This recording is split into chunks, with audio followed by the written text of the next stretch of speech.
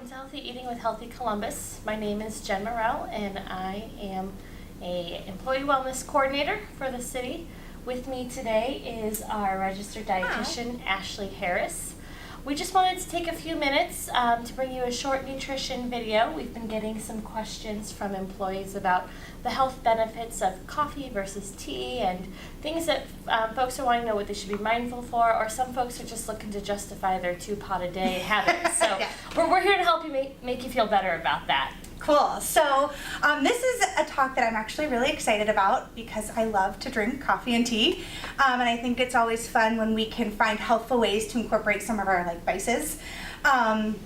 And so I brought some different coffees and teas, but just want to talk about the health benefits associated with them, if consumed in moderation, and how to make sure that we are consuming them in ways that will be beneficial. Okay. So first, teas. So teas get a lot of attention, and there's lots of different types of tea. We have our natural tea, and that comes from the plant Camellia sinensis, which I've been practicing Nice saying job. that. Thank you, thank you. And that is actually the same type of leaf, and the way that it's prepared either gives you white, green, oolong, or black tea. So all of those teas are actually coming from the same leaf. Then we have herbal teas, and I'll talk a little bit about those, and those can be coming from flowers and other leaves and herbs and those types of things. But when we're talking about teas, green tea gets a lot of attention for its health benefits. I'm sure you've heard along the road drinking green tea. One of the reasons why tea is so beneficial is it's full of those really healthful plant chemicals, phytochemicals that I'm sure you've heard me talk about. If you haven't, check out our color video, and I'll go on about those. But the ones that are really prominent in especially green tea are ones called catechins. You might see it ECGC, I won't say the whole long name, but these are powerful phytochemicals that we know have antioxidant properties, meaning they will stop damage to DNA from harmful chemicals in our body before it causes cancer or heart disease. We're really excited about it as a cancer fighter. So we know it also can stop the spread of cancer in the body. It can decrease inflammation. It can even kill active tumor cells. So some of the research out there with green tea has shown really promising results, even in human studies. There's one study out there looking at men with prostate cancer, and for those who drank 5 cups of green tea a day, it stopped the cancer from spreading in 50% of the cases. Wow. So that's pretty huge. Yeah, so maybe you'll get to this, but does it matter if the tea is warm or cold?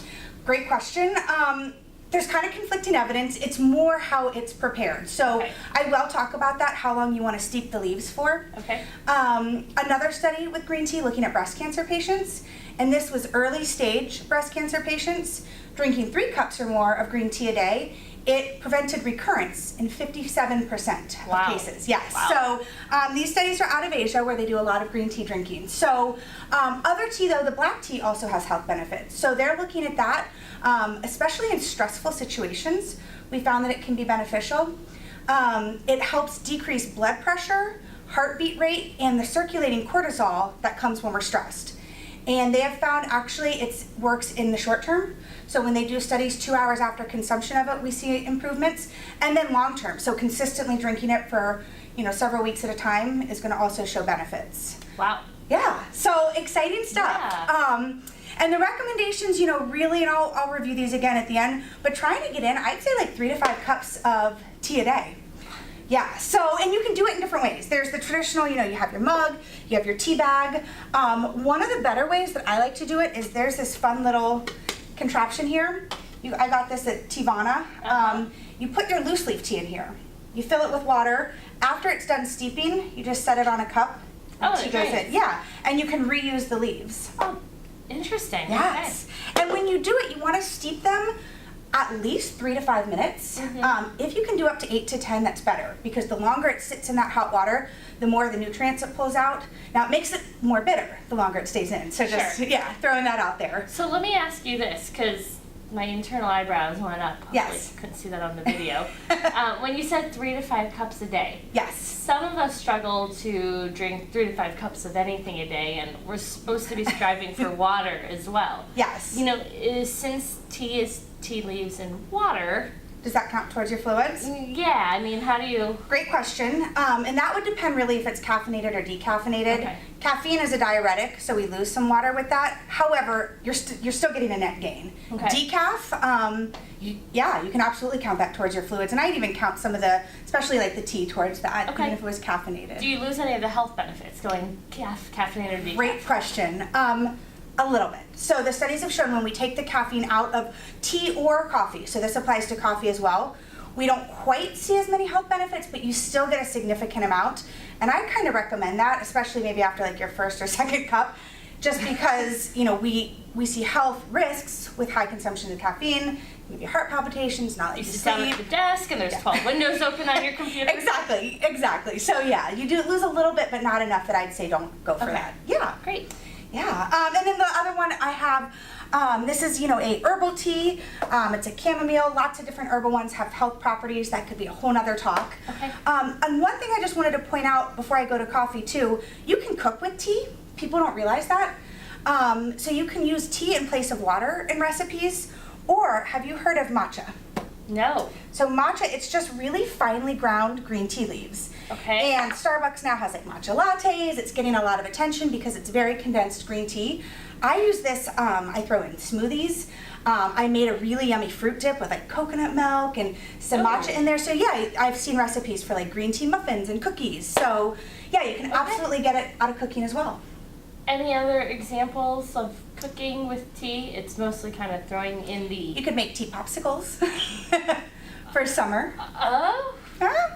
that's interesting. Yeah, so I kind of like that idea. yeah, especially for kids, if you're trying to get like your kids to eat Okay, green tea jello, something like that. got it. Yeah. All right. And then coffee, and this one I was so excited about, and this is one we hear on the news. It's good, it's bad, it's good, it's bad.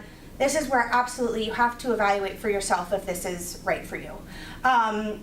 Probably going the decaf route might be best for people. Even green tea, I forgot to throw this in here, can interact with certain medications or blood thinners. So same with coffee, always check with your doctor or registered dietitian before you go throwing a bunch in your diet. Okay. But coffee... Hold on real quick. Yeah. Before you get to the coffee. Yes. You mentioned the green, the black, the white tea. Didn't say a whole lot about white tea. Same thing, it's good. Okay. So the more it's processed and fermented, Uh-huh. it increases certain nutrients like the catechins, but it decreases other products, which I forget, and vice Sure. versa. So it's kind Okay. of one of those things again. So if I'm standing at Variety. the grocery store and I'm staring at the wall of tea and trying to figure out which looks yummy today, green's gonna give me most of my health benefits, I'd go followed with by the- black and then white. I think that's a fair assumption. Okay. Yeah, absolutely. You're welcome. So with the coffee, where we see benefits, again, coffee comes from a plant full of those phytochemicals. Chlorogenic acid is one of the major ones in coffee. Again, we see links with acting as antioxidants, decreasing inflammation, helping fight cancers. We are studying it for helping to fight liver and endometrial cancer. And one study showed that for every cup of coffee we have, it decreased your risk of endometrial cancer by 8%.